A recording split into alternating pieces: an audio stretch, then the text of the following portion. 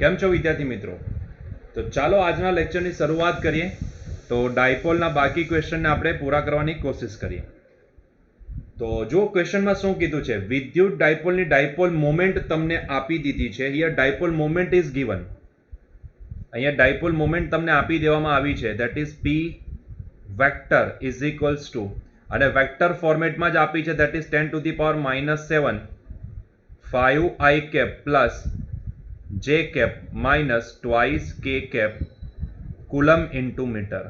અને E vector વિદ્યુત ક્ષેત્ર બી તમને અહીંયા આપવામાં આવેલું છે, that is 10⁻7 i cap plus J cap plus K cap volt per metre. તો તેના પર લાગતું ટોર્કનું મૂલ્ય કેટલું હોય? ભાઈ અહીંયા ટોર્ક શોધવા કીધું છે, and we know that torque શું થાય. એક ડાયપોલ પર લાગતા ટોર્કનું મૂલ્ય કેટલું હોય? That you already know, that P vector cross product with E vector. બરાબર છે. આઈધર તમે એને મૂલ્ય સ્વરૂપે લખવા જાવ તો પી સાઇન થીટા લખો, પણ કેમ કે અહીંયા પીઈ, કેમ કે એંગલ નથી આપેલો, એંગલ વી ડોન્ટ નો, તો આપણે સીધું ટોર્કનું મૂલ્ય શોધવાનું છે. તો આપણે એક કામ કરીએ, પહેલા તો ટોર્કનું વેક્ટર ફોર્મમાં મૂલ્ય શું આવશે, મતલબ કે વેક્ટર શું આવશે તે શોધી નાખીને પછી બંને બાજુ માન લઈ લે. જો માન લેશું તો આપણને આન્સર મળી જશે. બરાબર છે. તો એટલા માટે આપણે એનો સીધો ક્રોસ પ્રોડક્ટ લઈ લઈએ. હવે ક્રોસ પ્રોડક્ટ મને એક વસ્તુ સમજાય છે, અહીંયા જરાક ધ્યાનથી જોજો. આ તો સ્કેલર ક્વોન્ટિટી થઈ જે અહીંયા વેક્ટર સાથે મલ્ટીપ્લાય થઈ. બરાબર છે. પ્લસ જે વેક્ટર માઇનસ ટ્વાઇસ કે વેક્ટર ક્રોસ પ્રોડક્ટ વિથ, આ પણ સ્કેલર ક્વોન્ટિટી થઈ કે જે અહીંયા વેક્ટર સાથે મલ્ટીપ્લાય થઈ. ક્લિયર છે આ પોઈન્ટ? બરાબર છે. હવે 10⁻⁻7 10⁻7 આ બંને તો સ્કેલર ક્વોન્ટિટી, એ લોકોનું મલ્ટીપ્લિકેશન તો સ્કેલર ફોર્મમાં થાય. એટલે 10⁻⁻7 વત્તા 7 એટલે કેટલા થઈ ગયા? 0. 10⁻0 1 થઈ ગયો, એટલે કે અલ્ટિમેટલી આપણી પાસે બચે શું? ખાલી આટલું જ.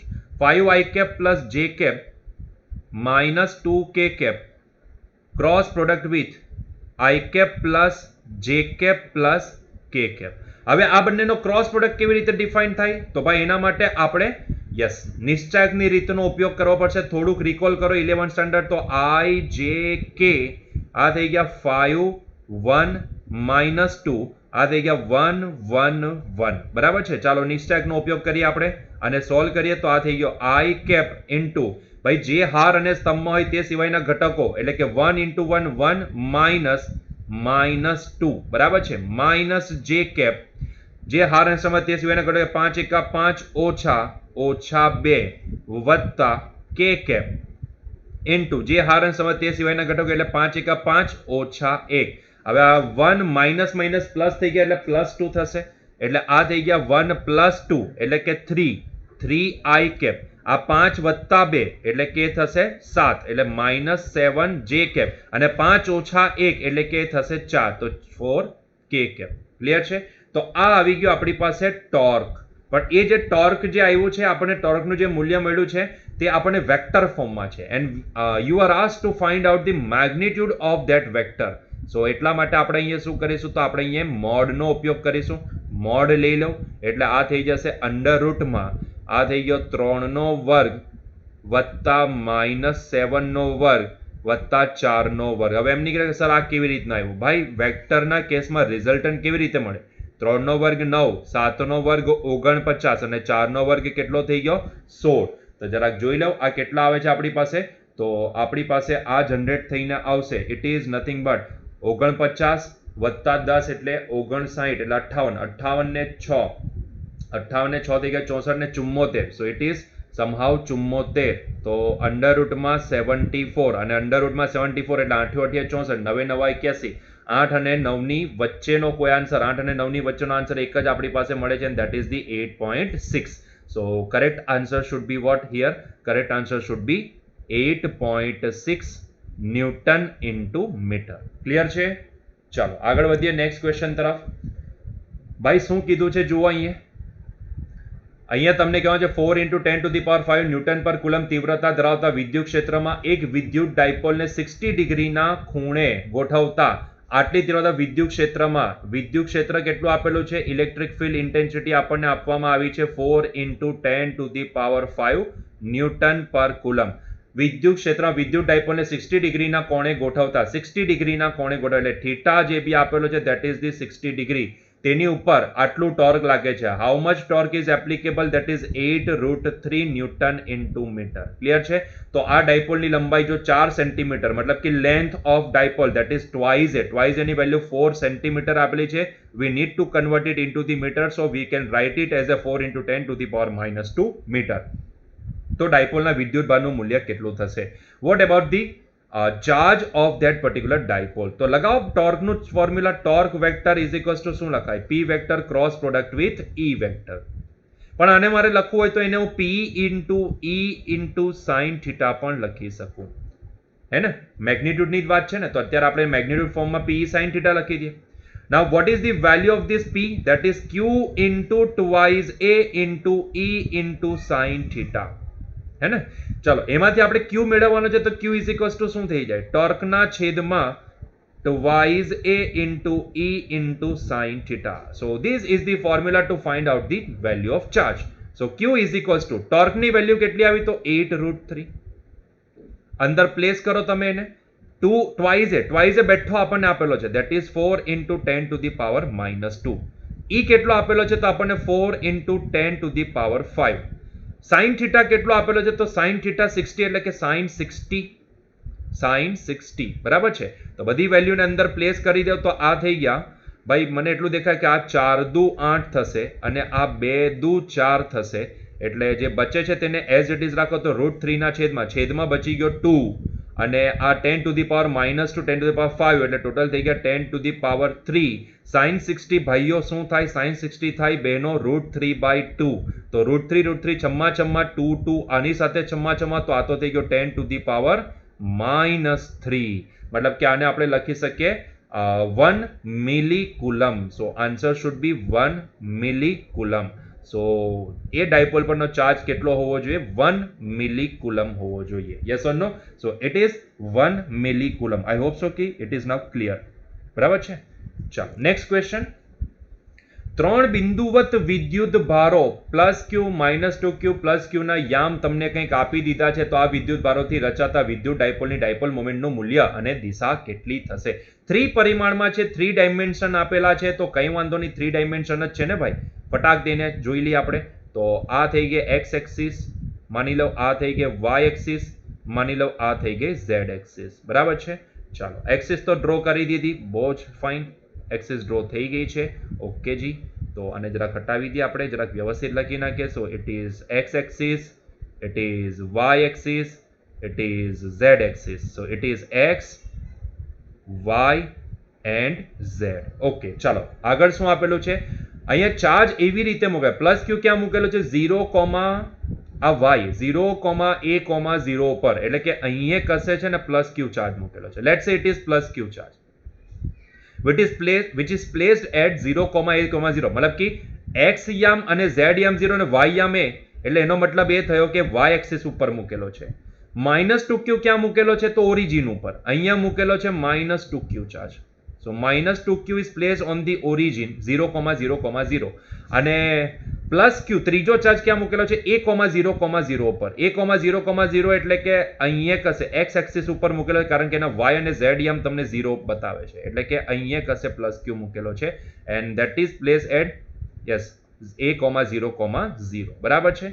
તો અહીંયા કશે મૂકેલો છે. તો જરાક ધ્યાનથી જોશો ને તો આ -2q છે ને એને હું જરાક છે ને 2 પાર્ટમાં ડિવાઈડ કરી દઉં. એને હું છે ને 2 ચાર્જ અલગ અલગ બતાવી દઉં કે જેથી તમને ખ્યાલ આવે કે અહીંયા ડાયપોલ કઈ રીતે રચાય છે. તો એક ચાર્જને અહીંયા બતાવો અને બીજા ચાર્જને અહીંયા બતાવો. તો એક -q ને અહીંયા બતાવું અને બીજા -q ને હું અહીંયા બતાવી દઉં. તો આનાથી તમને ફરક શું પડશે? આનાથી તમને સમજાશે કે ભાઈ અહીંયા 2 ડાયપોલ આવેલા છે. બરાબર છે? અહીંયા 2 ડાયપોલ આવેલા છે. જો આ પહેલો ડાયપોલને હંમેશા છે ને ડાયપોલ મોમેન્ટ વડે દર્શાવાય. આ હંમેશા યાદ રાખજો.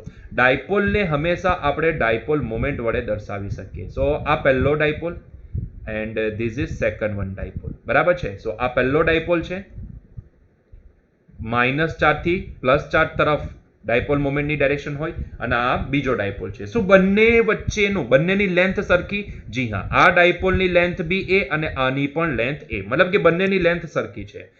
સો બંને માટે ચાર્જ બી સરખા છે. જી હા. તો ભાઈ બંનેનું રિઝલ્ટન્ટ ક્યાં જાય? તો એક્ઝેક્ટલી વચ્ચેના ભાગમાં. અગર બંનેનું રિઝલ્ટન્ટ હું ડ્રો કરું તો બંનેનું રિઝલ્ટન્ટ ક્યાં જશે? તો એક્ઝેક્ટલી વચ્ચેના ભાગમાં. યસ ઓર નો? કારણ કે બંને ડાયપોલ મોમેન્ટ બંનેની સરખી જ છે, તો બંનેનું રિઝલ્ટન્ટ ક્યાં જશે? વચ્ચેના ભાગમાં, મતલબ કે 45 ડિગ્રીના એંગલ ઉપર. તો આ થઈ ગઈ P net resultant dipole moment. Yes or નો?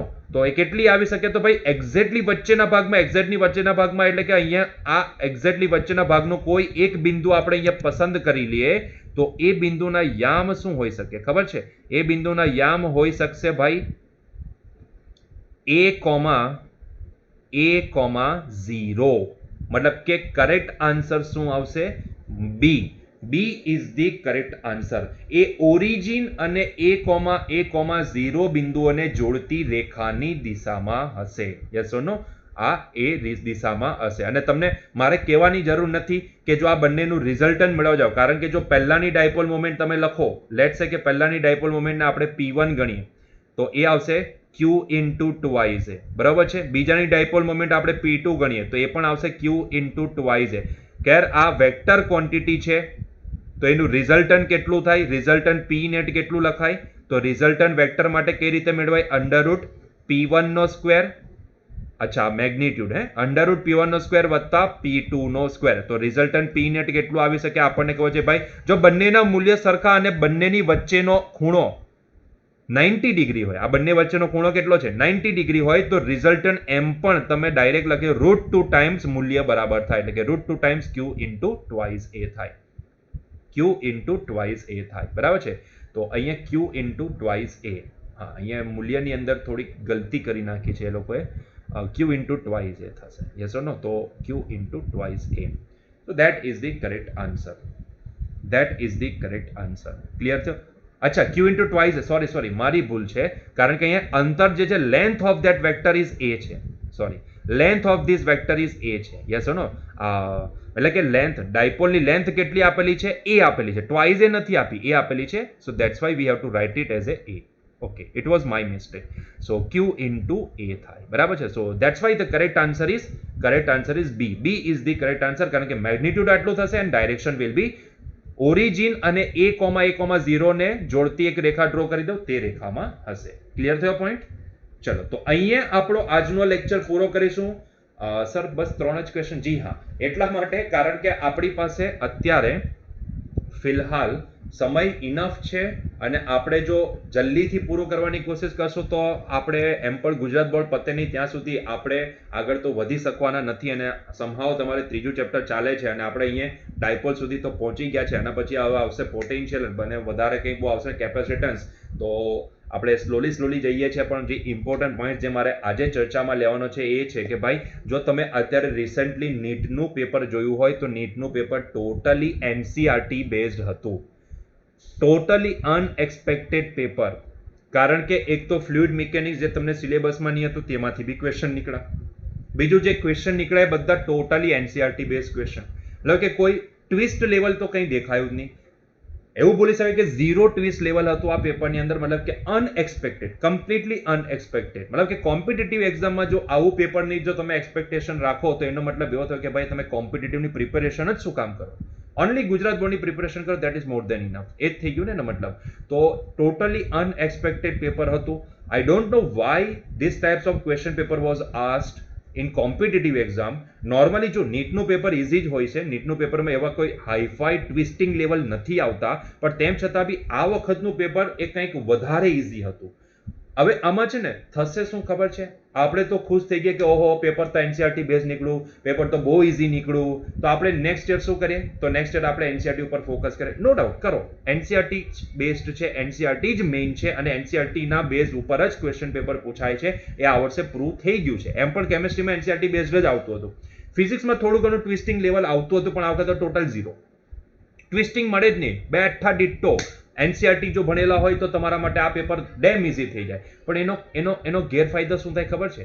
કારણ કે NCERT કરવાવાળા છોકરા હોય ને તેને બી આ જો ક્વેશ્ચન આવડી જાય ને તો ત્યારે મેરિટ છે ને એ બહુ હાઈ ચાલ્યું જાય. મતલબ કે જે કોમ્પિટિશન તમારી હોય ને એ કોમ્પિટિશન બહુ હેવી લેવલ ઉપર થાય. તો જે સીટ આપણને મળવાની હોય ને, જે આપણે એક્સ્ટ્રા ઓર્ડિનરી કામ કરીને આપણે આવેલા હોય, અને એક્સ્ટ્રા ઓર્ડિનરી કામ કે આપણે ટ્વિસ્ટ શોધતા અને હોવું જોઈએ, એ હોવું જોઈએ. આખી બોર્ડની એક્ઝામ થોડી છે, આખા ઓલ ઓવર ઇન્ડિયા લેવલ ઉપર 15.5 લાખ છોકરાઓની કોમ્પિટિશન કરાવવાની છે, અને એમાંથી તમારે એકાદ 2 લાખ છોકરાઓને બહાર લાવવાના છે કે જે ડોક્ટર બની શકે એવા હોય. અને એ કોમ્પિટિશનમાં જો તમે એવું કહો કે ભાઈ 15.5 લાખમાંથી 14 લાખ છોકરા એવા છે કે જે ક્વોલિફાય થઈ ગયા, તો યાર આનો મતલબ શું નીકળે? આનો મતલબ શું નીકળે? તો આ એક્ઝામ લેવાનો મતલબ શું? બેનિફિટ શું આનો? જરાક જણાવો મને.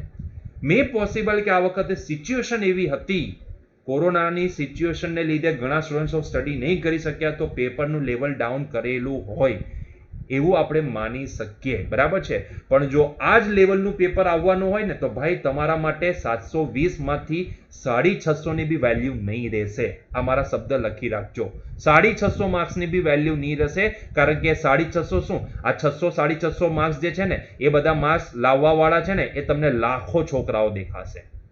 અને એ લાખો છોકરા વચ્ચે તમારું ભવિષ્ય શું, એના પર બહુ મોટો ક્વેશ્ચન માર્ક મુકાઈ જશે, બરાબર છે.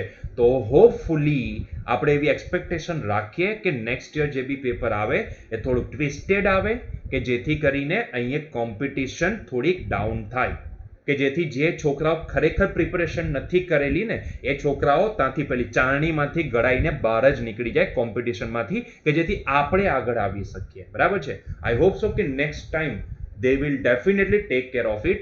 પણ જો આ જ લેવલને આપણે ધ્યાનમાં રાખીએ અને જો આવા જ પેપર નીકળવાના હોય ને, તો ભાઈ હું તો એક જ વસ્તુ કહું કે ભાઈ તો પછી એનસીઆરટીના જે લેવલના એમસીક્યુ છે ને, જે ગુજરાત બોર્ડમાં પ્રિપેર કરો છો ગુજકેટ માટે, that is more than enough. એના ઉપર જ ફોકસ કરો, કારણ કે ટ્વિસ્ટિંગ તો મને ત્યાં કંઈ દેખાયું નહીં. મતલબ કે જે પેપર હતું ટોટલી કમ્પ્લીટલી અનએક્સપેક્ટેડ.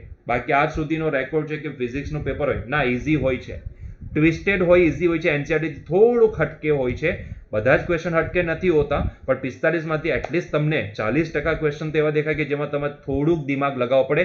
એ પોઈન્ટ તમે કદાચ એનસીઆરટીમાં ન પણ જોયો હોય, બરાબર છે. એવા પોઈન્ટમાંથી ક્વેશ્ચન નીકળે છે, પણ આ વખતે ટોટલી અનએક્સપેક્ટેડ.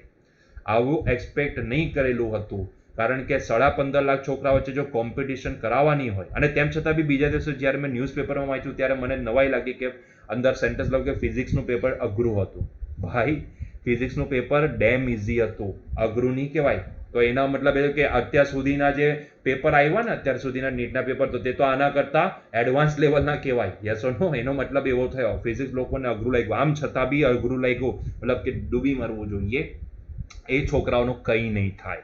પણ યસ, આ એક વસ્તુ લખી રાખજો કે આ વખતનું જે મેરિટ બનશે ને, એમાં 500-550 ની કોઈ વેલ્યુ નહીં રહેશે. આ 100%ની ગેરંટી. 500-550 ની કોઈ વેલ્યુ નહીં રહેશે, બરાબર છે. જેટલું પેપર ઇઝી બનશે, કારણ કે જો 15.5 લાખમાંથી માની લો કે 8 લાખ છોકરા એવા નીકળે કે જે જો 500 ને ક્રોસ કરી જતા હોય, તો ભાઈ એનો મતલબ હું કોમ્પિટિશનનો. તો તમારી વેલ્યુએશન શું? તો તમે 720 માંથી 720 નહીં લાવશો તો તમારી કોઈ વેલ્યુ જ નહીં થશે આમાં. સીધી વસ્તુ છે. Yes or no?